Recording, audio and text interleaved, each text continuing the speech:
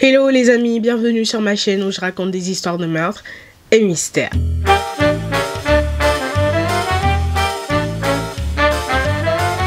Pour les nouveaux, bienvenue, je m'appelle Osnel et je suis là tous les mercredis et les samedis pour vous raconter les histoires les plus sordides, les histoires les plus what the fuck qui existent dans ce monde. Alors si tu passes par là et que mon contenu te plaît, n'hésite pas à t'abonner, à activer la cloche de notification et surtout à venir me suivre sur Instagram. Et pour les anciens, well, yeah, no, yeah, my babies, thank you. Merci de faire partie de l'aventure meurtre et mystère. Alors, petit disclaimer avant de commencer, je tiens à vous rappeler que ce contenu s'adresse à un public averti. Ce contenu est déconseillé au moins de 12 ans. Alors aujourd'hui, nous allons parler d'une histoire vraiment, quand j'ai appris ça, j'étais en mode...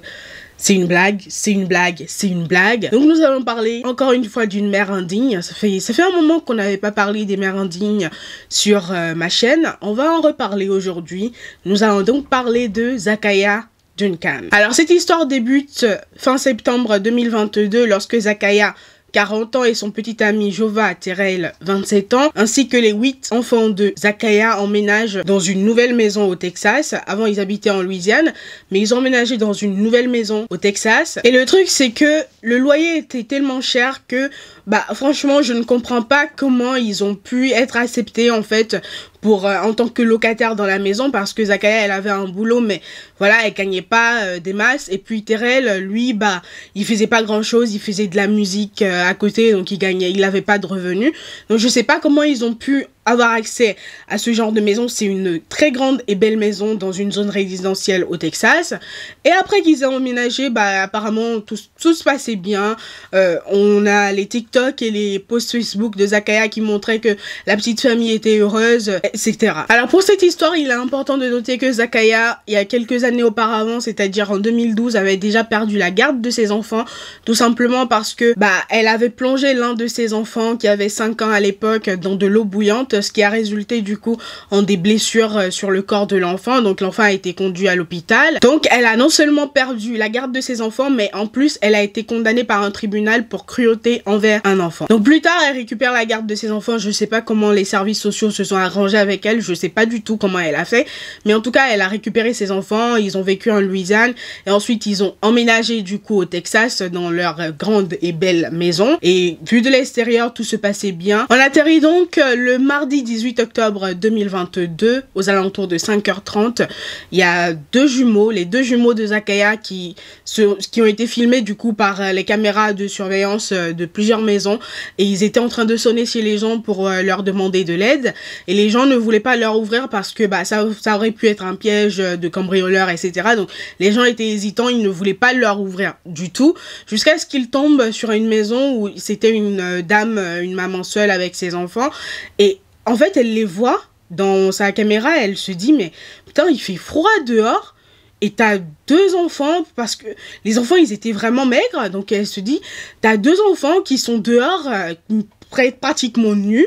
Enfin, en fait, elle a eu mal du coup à son cœur de maman et elle leur a ouvert la porte et les a laissés entrer chez elle. Donc dès qu'ils ont pénétré le domicile de la dame, ils ont commencé à lui dire que ils avaient extrêmement faim, ils avaient froid, et notez que les enfants, ils avaient 15 ans à l'époque, mais on aurait dit, je sais pas, des gamins de 9 ans, enfin tellement ils étaient mal nourris en fait. Donc la dame, elle commence par leur donner des couvertures, ensuite elle leur donne à manger, et ensuite elle les écoute, elle veut comprendre ce qui se passe. Donc les enfants ont commencé à lui parler et leur raconter du coup leur calvaire. Les enfants racontent du coup à la dame que leur maman les avait menottés dans la cave, qu'ils étaient dans la cave depuis des semaines, et qu'elle les nourrissait une fois en passant d'un sandwich. Et comment ils ont fait pour s'échapper? C'est l'un des jumeaux du coup qui a tout simplement substitué la clé en fait à leur mère de son sac quand elle était venue près d'eux. Je sais pas ce qu'elle est venue faire, donc il a pris la clé, il l'a cachée dans sa bouche et il a attendu que tout le monde aille se coucher pour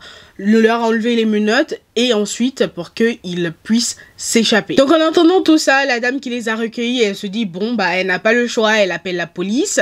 Donc la police arrive immédiatement avec les secours, donc les enfants seront emmenés à l'hôpital et ils vont découvrir qu'ils souffraient de malnutrition extrême. En plus de ça, ils avaient des lacérations aux bras, aux mains à cause des menottes. Et ils vont aussi découvrir en leur faisant des radios d'anciennes fractures en fait qui n'ont pas été soignées à l'hôpital, tout simplement, qui ont été soignées du coup à la maison, d'anciennes fractures sur leurs bras et un peu partout sur leur corps. Donc une fois les enfants emmenés à l'hôpital, les policiers se disent bon, on va aller frapper à la porte de Zakaya en fait pour qu'elle s'explique tout simplement. Sauf que dès qu'ils arrivent, ils vont se rendre compte que Zakaya s'était rendu compte un peu plus tôt que les jumeaux s'étaient échappés. Et elle et son petit ami, ils sont tout simplement fuis avec le reste des enfants. Donc, une alerte enlèvement a été mise au nom des enfants et un mandat d'arrêt a été délivré au nom de Terrell et de Zakaya. Le couple sera arrêté quelques heures plus tard en Louisiane et les officiers vont récupérer le reste des enfants. Et du coup, ils vont interroger et les jumeaux et les enfants qu'ils ont récupérés. Et là, ils vont apprendre plein de trucs. Les enfants raconteront que leur mère ne les nourrissait pas tous les jours et qu'elle les battait régulièrement pour la moindre des choses.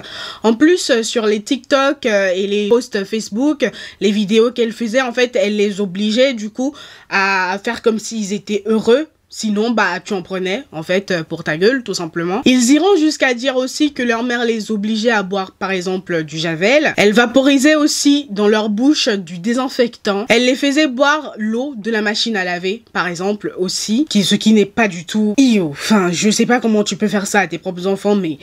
Wow. De l'autre côté, les enfants raconteront aussi qu'elle les brûlait souvent. Je pense qu'elle devait les brûler avec des cigarettes, des trucs comme ça. Et en plus, elle les obligeait à boire leur propre urine et à manger leur propre CA. Like. Sans commentaire.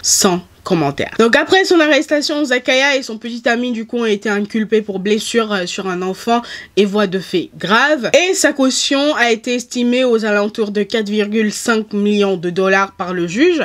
Donc à moins qu'elle soit une Kardashian, je pense qu'elle va passer tout son temps en prison jusqu'à son procès du coup qu'on attend. Je pense que l'enquête continue. Les enfants du coup ont été placés parce que voilà.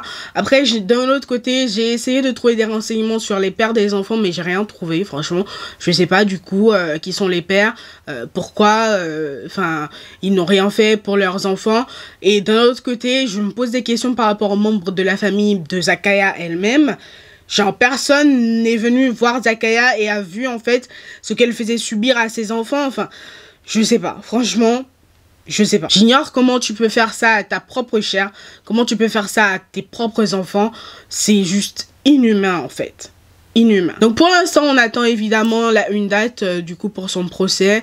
Je sais pas, peut-être qu'ils vont donner pour très prochainement une date, mais bon voilà, on attend de voir l'issue en quelque sorte de cette affaire. J'ai à préciser que pour l'instant elle est innocente jusqu'à preuve du contraire. Donc voilà, enfin tout ce dont on a parlé là c'est du allegedly, c'est les enfants qui ont raconté ça.